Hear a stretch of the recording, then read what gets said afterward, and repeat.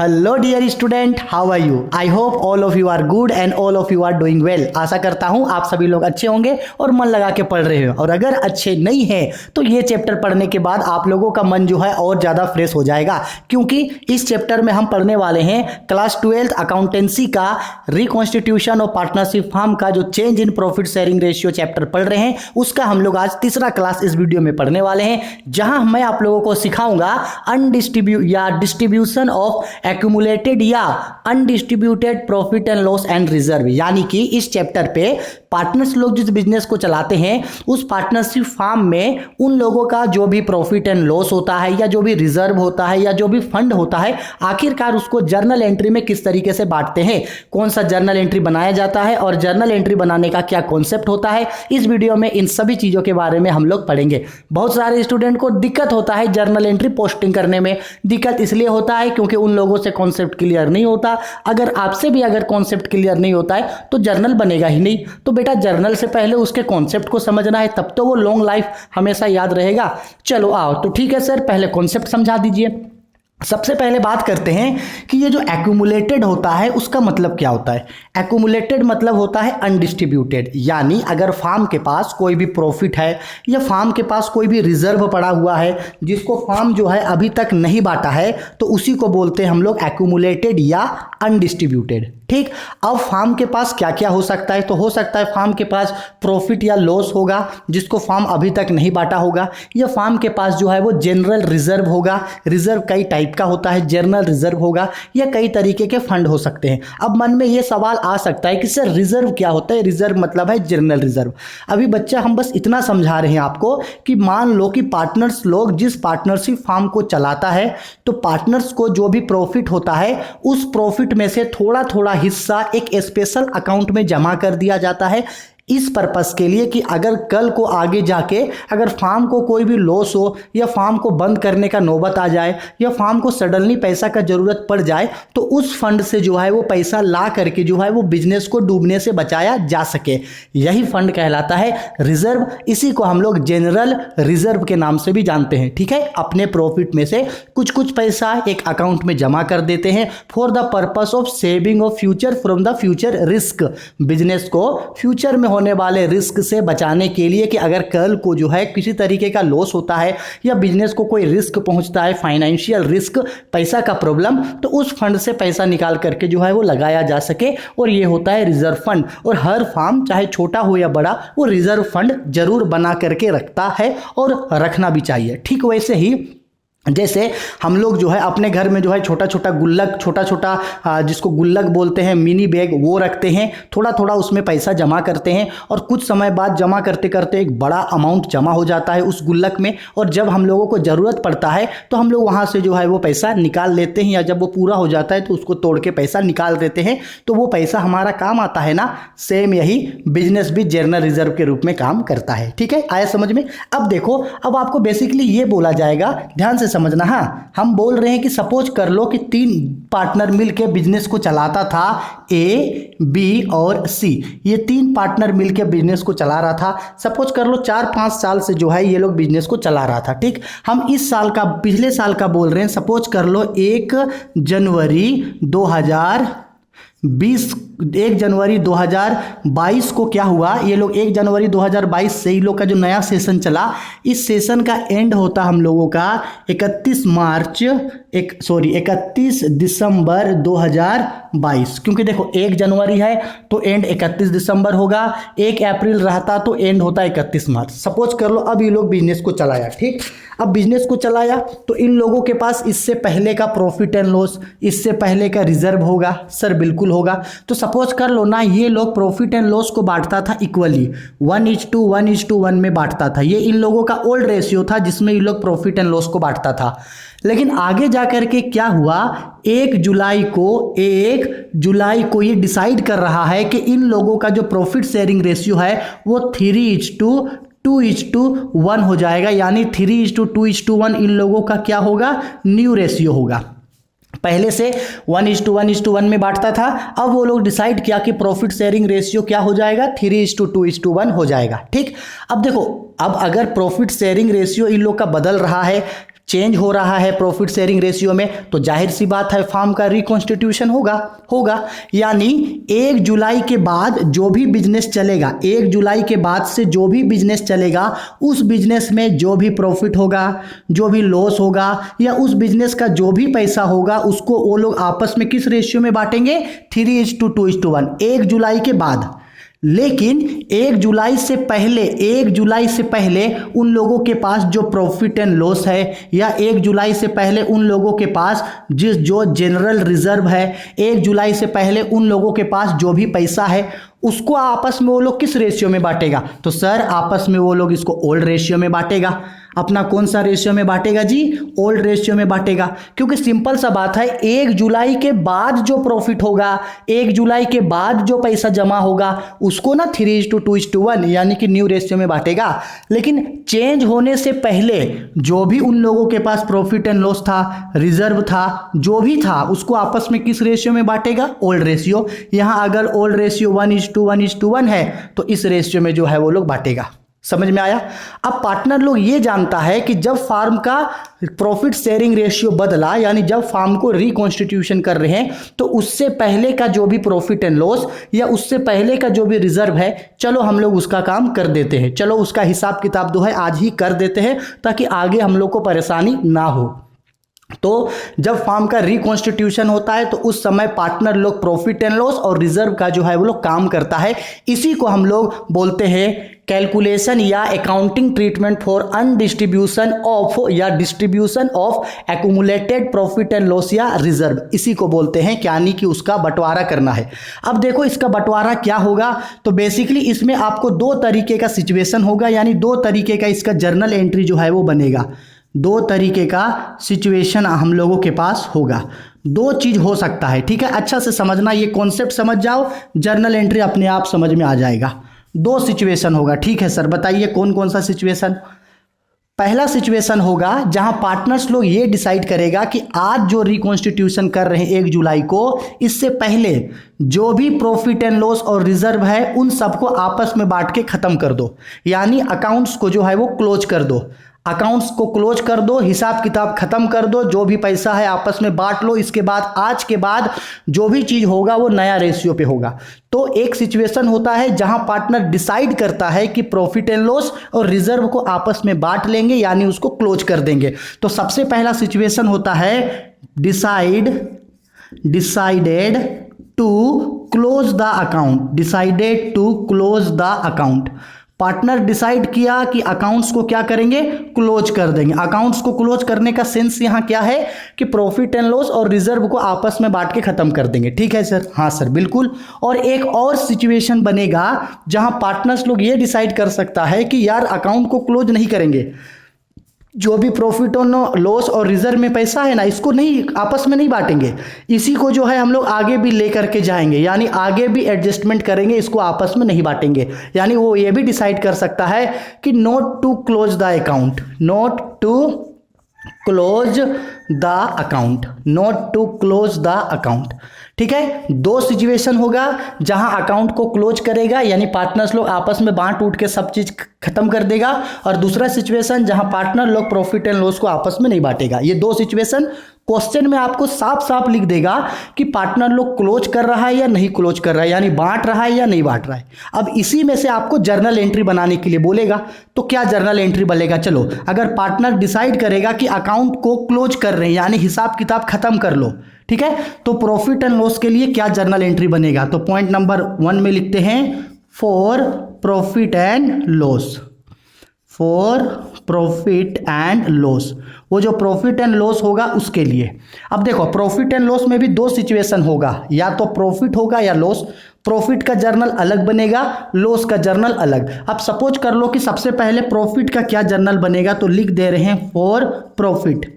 ठीक है? या तो प्रॉफिट लिखा हुआ रहेगा, प्रॉफिट हुआ है फार्म को, या बोलेगा प्रॉफिट का क्रेडिट बैलेंस है। कौन सा बैलेंस? Credit balance.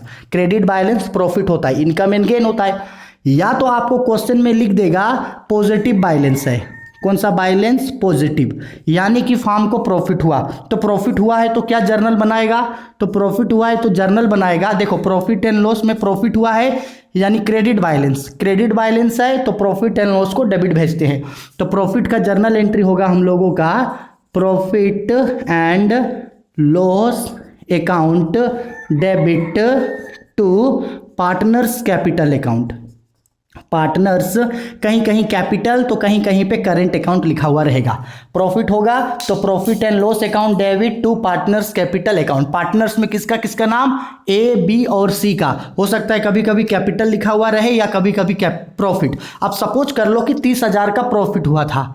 कितना का प्रॉफिट हुआ था सर जी? 30,000 का प्रॉफिट हुआ था। तो इस प्रॉफिट को ओल्ड रेशियो में आपस में बांटेगा ये लोग, न्यू रेशियो में नहीं बांटेगा, क्योंकि ये पहले का प्रॉफिट है। तो पहले का प्रॉफिट है तो पहले का रेशियो में, ओल्ड रेशियो में इक्वल रेशियो है 1:1:1, तो बराबर बांट लेगा। तो यहाँ जर्नल बनेगा profit and loss account debit to A's capital account, to B's capital account, to C's capital account. यहाँ 30,000 दिखाएंगे और बराबर 10,000 बांट लेगा। ठीक, प्रॉफिट होगा तो किस रेशियो में बांटेगा सर जी? ओल्ड रेशियो में, याद रखना ओल्ड रेशियो में। ठीक, और अगर सपोज कर लो कि प्रॉफिट नहीं हुआ, लॉस हुआ, सपोज जरूरी थोड़ी है कि हमेशा प्रॉफिट हो, कभी कभी लॉस हो जाएगा। और अगर लॉस हुआ तो फॉर लॉस, लॉस हुआ या तो फिर लॉस बोलो या प्रॉफिट एंड लॉस का डेबिट बैलेंस। अगर profit and loss debit balance लिखा है तो समझ जाना लॉस है, या जिसको बोलते हैं नेगेटिव। क्या बोलते हैं जी? नेगेटिव। अब अगर मान लो कि लॉस हुआ है तो इसका उल्टा जर्नल बनेगा। ठीक, लॉस हुआ है तो जर्नल एंट्री मेरा बनेगा पार्टनर्स कैपिटल या current account debit to profit and loss account. समझ में आया? तो ध्यान से इसको देख लो कि प्रॉफिट होगा तो किस तरीके से करेंगे और लॉस होगा तो किस तरीके से करेंगे। लॉस होगा तो partners capital account debit to profit and loss. अब सपोज कर लो कि यही जो है ये प्रॉफिट ना हो करके सपोज कर लो लॉस रहता, तो ये जर्नल बनाते, पार्टनर्स को डेबिट में दिखाते। तो ए, बी और सी तीन पार्टनर है ना, तो तीनों को डेबिट में दिखाते। A's capital account debit, B's capital account debit, C's capital account debit to profit and loss account. 30,000 को बराबर बांट देते। तो ये प्रॉफिट आपको देखना होगा कि प्रॉफिट हुआ है या लॉस हुआ है, प्रॉफिट का क्रेडिट बैलेंस है या डेबिट। क्वेश्चन बनाते समय ध्यान रखना इस चीज का। हो गया सर, ठीक है। तो प्रॉफिट का एंट्री खत्म। अब अगर जनरल रिजर्व रहेगा या किसी भी तरीके का और फंड रहेगा, जनरल रिजर्व बोलो, वर्क्समैन कंपनसेशन फंड बोलो, कंटीजेंसी रिजर्व बोलो, इन्वेस्टमेंट फ्लक्चुएटिंग फंड बोलो, कुछ भी फंड रहेगा या जनरल रिजर्व रहेगा, तब क्या करेंगे? जनरल रिजर्व के लिए फॉर जनरल रिजर्व, अगर कोई भी जनरल रिजर्व होगा तो उसके लिए क्या एंट्री होगा? तो जनरल रिजर्व के लिए एकदम नॉर्मल एंट्री होता है मेरा, याद रखना हमेशा, general reserve account debit, general reserve account debit to partners, general reserve account debit to partners capital या करंट अकाउंट। याद रखना जनरल रिजर्व हमेशा बैलेंस होता है पॉजिटिव बैलेंस, तो general reserve account debit to partners capital account. Suppose कर लो profit के साथ साथ सपोज कर लो जनरल रिजर्व था हम लोगों का, सपोज कर लो 18,000 का। 18,000 का क्या था? सपोज जनरल रिजर्व यानी कि GR हम लोगों का 18,000 रुपया का था। तो इसको ओल्ड रेशियो में, और यहाँ पे ओल्ड रेशियो क्या है? इक्वल, बराबर। तो ये जो 18,000 है इसको बराबर हम लोग बांट देंगे तीनों में, यानी general reserve account debit to A capital, to B capital, to C capital, तीनों को जो है 18,000 को इक्वल रेशियो में यानी कि 6,000 बांट देंगे। ठीक है, ओल्ड रेशियो में काम होता है, कोई दिक्कत नहीं है। चलो इसका स्क्रीनशॉट ले लो। अब उधर वाला बताते हम लोग, not to close the account वाला। देखिए ये हो गया। अब हम लोग बात करते हैं जब क्वेश्चन में ये बोला जाए कि not to close the account, यानी कि पार्टनर लोग डिसाइड किया कि जो भी प्रॉफिट एंड लॉस या रिजर्व है रिकॉन्स्टिट्यूशन के समय में इसको आपस में बांटेंगे नहीं, बल्कि इसको जो है वो आगे एडजस्ट करेंगे, यानी आगे लेकर के जाएंगे, अकाउंट आपस में नहीं क्लोज करेंगे, मतलब चीज़ों को नहीं बांटेंगे। तब क्या होगा?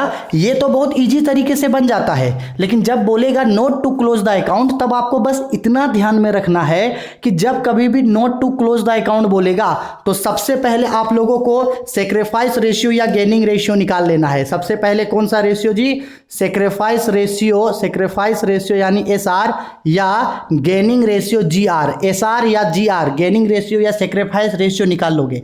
सर क्यों निकालेंगे, क्या उससे फर्क पड़ेगा? अभी समझाते हैं।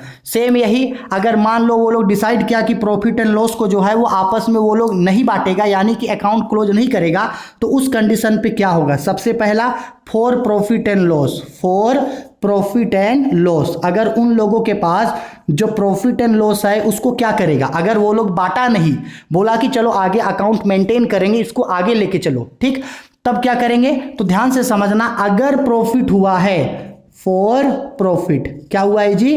प्रॉफिट हुआ है, या तो फिर क्रेडिट बैलेंस है, क्रेडिट बैलेंस है, या तो फिर पॉजिटिव है, रिजल्ट क्या है? पॉजिटिव है, यानी फर्म के पास अच्छा रिस्पॉन्स है, पैसा है, तो इसका क्या जर्नल एंट्री होगा?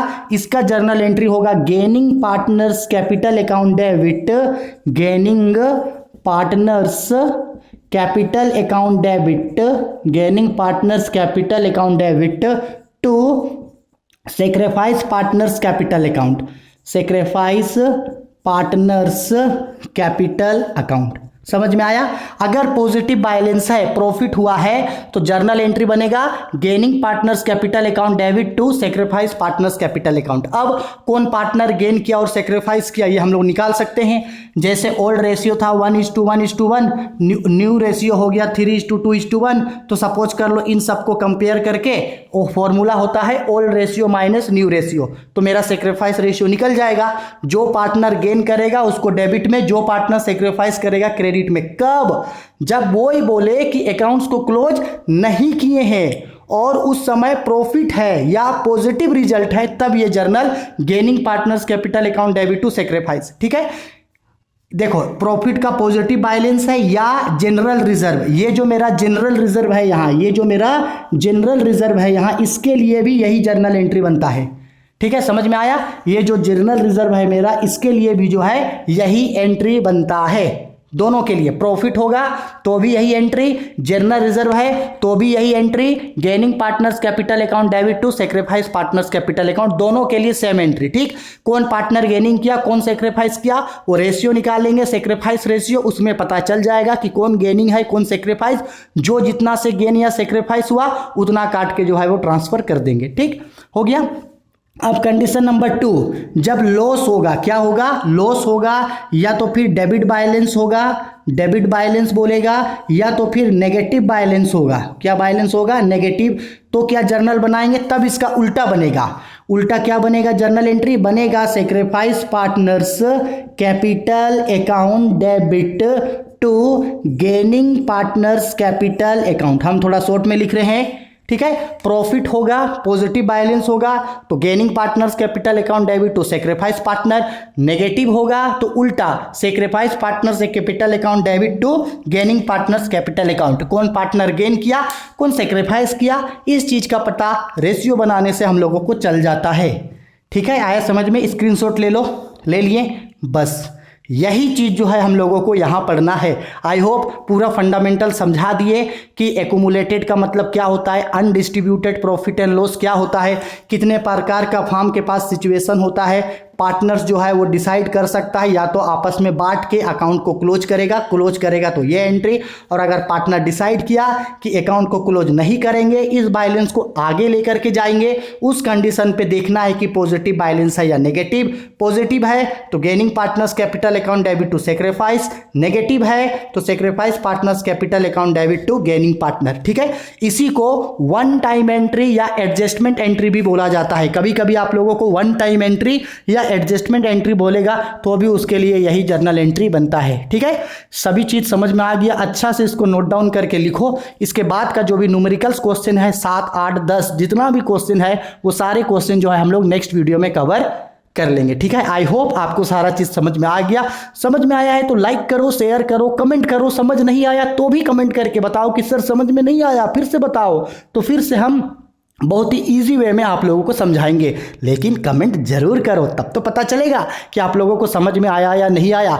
वीडियो देखते हैं, देख के चले जाते हैं, हमको समझ में नहीं आता है, आपको समझ में आया कि नहीं आया, बात करोगे भाई तब तो समझ में आएगा ना। तो कमेंट बहुत आपके लिए है, कमेंट करके बताओ। और चाहे तो आप मुझे इंस्टाग्राम पे भी फॉलो कर सकते हैं, टेलीग्राम में भी फॉलो कर सकते हैं। टेलीग्राम में आपके बोर्ड से रिलेटेड सभी न्यूज, सभी अपडेट, सभी नोटिफिकेशन, एग्जाम से पहले जो मॉडल पेपर आएगा, आपका एग्जाम स्कोरर, आप previous previous year question paper, हम जो क्वेश्चन देंगे वो मॉडल टेस्ट सीरीज, सब चीज़ का PDF और वीडियो और न्यूज़ नोटिफिकेशन आपको टेलीग्राम पे मिल जाएगा। तो आप टेलीग्राम पे राहुल कॉमर्स एकेडमी चैनल को जरूर ज्वाइन कर लेना। 600 से प्लस स्टूडेंट ऑलरेडी है वहाँ, तो आप लोग ज्वाइन कर लेना। उसके बाद जो भी न्यूज़ अपडेट नोटिफिकेशन है वो आप लोगों तक हम पहुँचाते रहेंगे। ठीक है, चलो बाय, टेक केयर।